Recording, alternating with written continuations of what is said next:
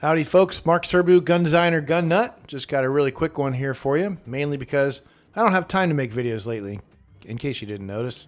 And this is the second video in a row that I've done on the BATF comment period on the Federal Register. Sort of boring stuff, but unfortunately it's really incredibly important stuff. Now in my last video I talked about ATF being between a rock and a hard place, and they pretty much were. I mean, they got a case where they couldn't prosecute a guy for making quote-unquote illegal AR-15 lowers because AR-15 lowers don't meet the definition of a firearm under existing law. But there's nothing even close to that going on this time. This time, in my opinion, it's all about revenge against my good buddy here, Alex Bosco. And what were his crimes? Well, it seems he committed the heinous act of developing a stabilizing brace that allowed his war-wounded veteran buddy to fire his AR-15. Alex did all the right stuff, too. He sent a brace to the BATF technical branch for their approval, and he got a letter of that approval back in November 2012. In a 2014 letter known as the Sergeant Bradley letter, ATF upheld that and said that use doesn't determine definition.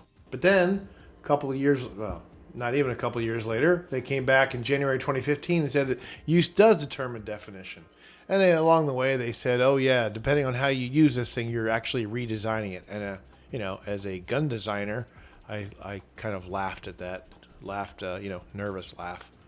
Like, are you kidding me? You can redesign something based on how you use it? That's completely absurd. Anyway, there's so much drama surrounding all this crap. There should be a book written about it and a movie done about the book, because there's some crazy crap going on. The bottom line is that the BATF, that likes to call themselves our industry partners, are trying to impose something on us that would cost the industry $1 billion by their own admission. Can you imagine that? You're our industry partners, and you're going to cost us $1 billion.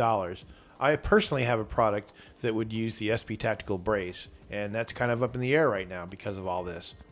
And the worst part about it all this is that they're not trying to solve a problem. Is the stabilizing brace on a pistol, is that a choice of criminals everywhere? Or is there rampant crime because of these things? Hell no.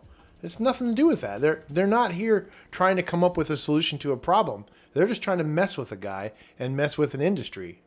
This is another case of an executive branch agency, a regulatory enforcement agency, trying to make their own legislation. Legislation by executive fiat. Anyway, it's wrong. It shouldn't be done this way. If there's a real problem, it should be done by Congress. And you know what? If there's anything we should learn from all this, it's the fact that the SBR clause in the National Firearms Act is stupid. If ATF was concerned with doing the right thing instead of just having revenge on a guy and an industry, they'd be working to remove SBRs from the NFA. That's the bottom line. And of course, never mind that if BATF gets their way on this, we'll have millions of felons made overnight of otherwise law-abiding American citizens. So please follow the link in the description and leave a comment against this horrible, rotten rule that BATF is trying to foist upon us yet again. Really sorry for waiting until the last minute to get this video out, but it's just been insane at the shop. You basically have all day Tuesday and all day Wednesday to get your comments in. At midnight, it's all over. Thank you for your time. I will catch you next time.